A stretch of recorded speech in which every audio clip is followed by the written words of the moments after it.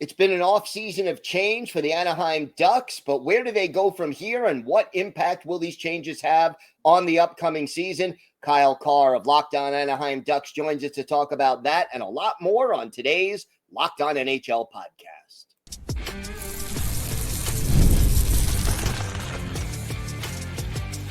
You're Locked On NHL, your daily podcast on the National Hockey League.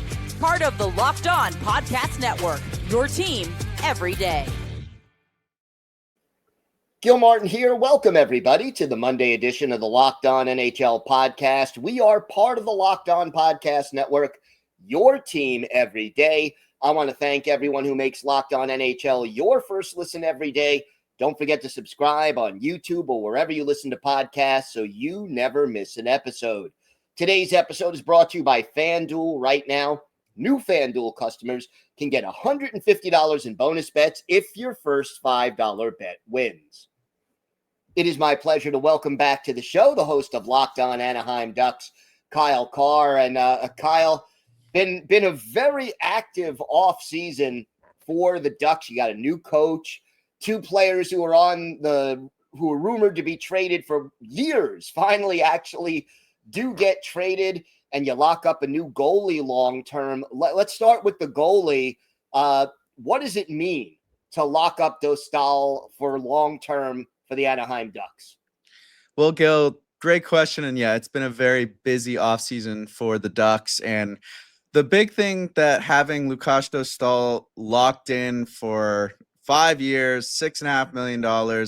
It's not a bad price tag for the team, and now gives Dostal the utter confidence to say, you are the guy, you're the number one. This is it.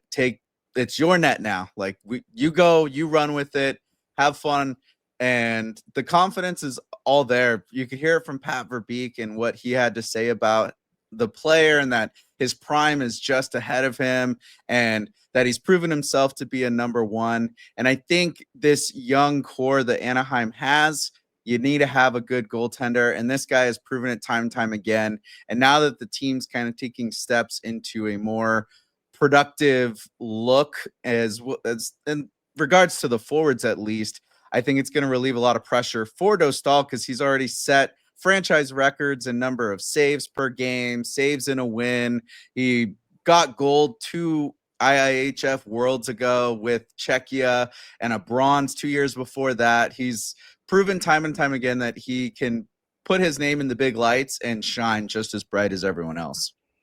What are some of the other big moves that stand out for you this offseason? Well, the one that stands out and I think just really stung every Ducks fan out there was the Trevor Zegras move.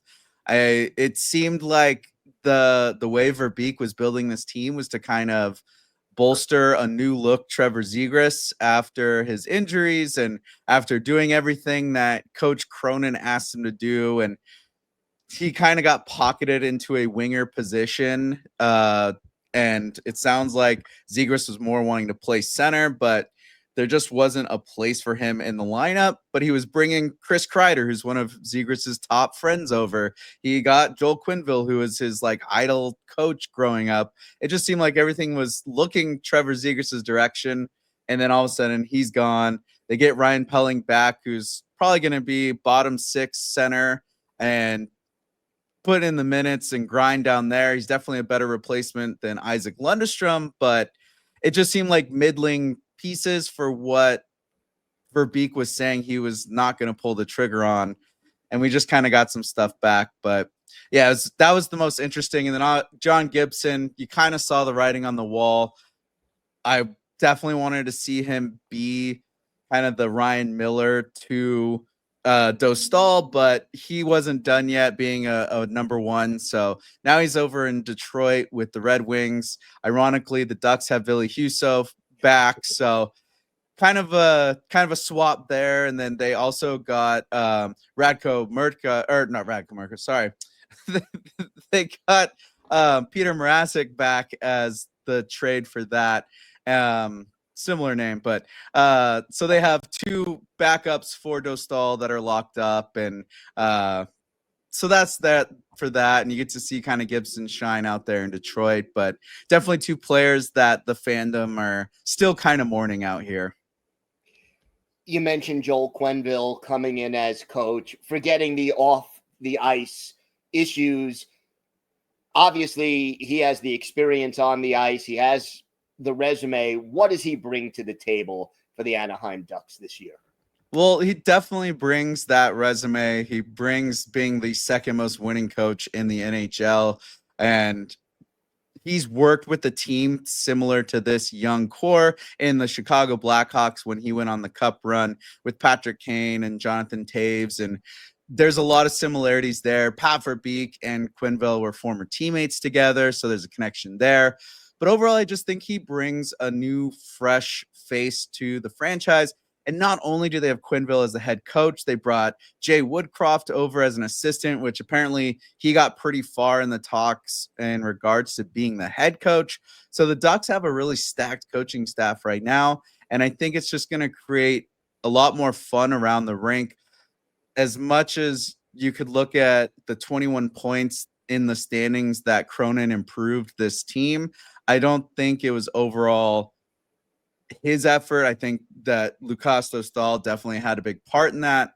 And now you get to have a guy that has the talent, the skill, the know-how to create a championship team and get this younger core really locked in, no pun intended, and get them buzzing for this next couple of seasons. Is there one player on this roster who you think will benefit the most from the addition of Joel Quenneville? Well, it was going to be Trevor Zegras, but that is no longer. So I think the player that's really going to get a big boost and kind of gain his confidence even more is Leo Carlsson. He had a big boost after the Four Nations tournament. I think he's most likely going to end up on the Swedish roster for the Olympics as well. And he's coming in his own as a top center in this league. And his numbers are steadily improving, and he's just getting a lot more accustomed to that smaller ice and getting used to that NHL pace. And I think Quenneville's definitely knows how to work with young forwards like that. And then also on the back end, Jackson Lacomb's looking extremely well. He did fantastic under Coach Cronin. So I can only imagine under a defensive/offensive coach like Quenneville that he's just going to flourish. And the roof is, it's to the moon at this point with what this team can do. Obviously, there are still some rumors going around. What's left on the to-do list for this offseason? And talk to me about some of those rumors also. The biggest talk right now and the thing that needs to get done, and everyone in Anaheim is just waiting for the news to break, like checking their Twitter every second, like stressed out. Mason McTavish. He's supposed to be this anchor of the young core. He's one of the few remaining of the core of this young group that's been building this team and kind of went through the dark days of Anaheim. And it looks like, from my perspective, that Verbeek has moved everyone out that would be a potential roadblock to him being a bona fide second line center on this team. The rumors are that he's not happy and that he's getting pushed out. And I saw someone mention like, oh, well, they just drafted Roger McQueen and he's a center and all that stuff. But that kid's at least 2 or 3 seasons away from breaking in the NHL. Verbeek's made that very clear that they're going to take their time developing him and not rush him. And McTavish is just, he's wanted in the league. So I don't see why Anaheim would try to drop the ball and fumble that when clearly there's a demand for really good, strong second line centers, and they have it.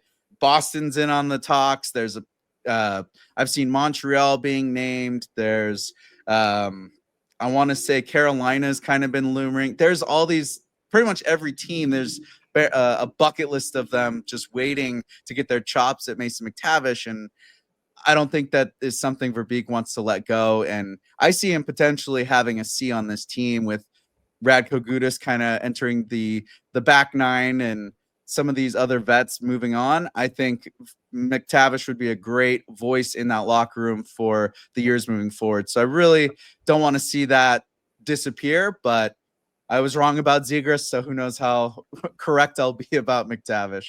All right, Kyle, why don't you tell our viewers and our listeners where they could find the podcast and where they could find you on social media? Absolutely. You can find the podcast on YouTube, Spotify, Apple, wherever you listen to your podcast. The YouTube is definitely the best because you get all the visuals and graphics and everything, so you can kind of see and you get to look at my wonderful ugly face.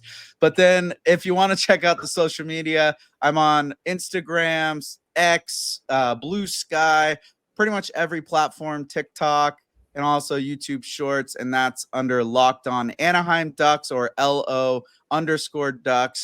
And there's also my personal handle is Car Talk Sports, which is KJER Talk Sports. So those are the couple places that you can find me out there on the internets. All right. Thank you so much, Kyle. Thank you.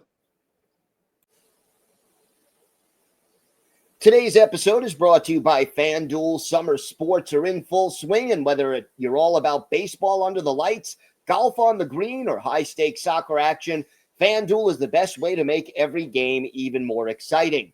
You're already following the action. Why not make it a little more thrilling? With FanDuel, you can get in on the game while your friends are getting sunburned at the beach. I've been using FanDuel to track my favorite matchups, and the app keeps it fresh with new daily promotions and fun ways to bet. It's super easy to use, fast to pay out, and it makes even regular season games feel like must-watch events. New to FanDuel, well, new customers can bet just $5 and get $150 in bonus bets if your first $5 bet wins. Again, if your first $5 bet wins, new customers will get $150 in bonus bets. So open the FanDuel app today or visit FanDuel.com to get started. That's FanDuel.com to get started.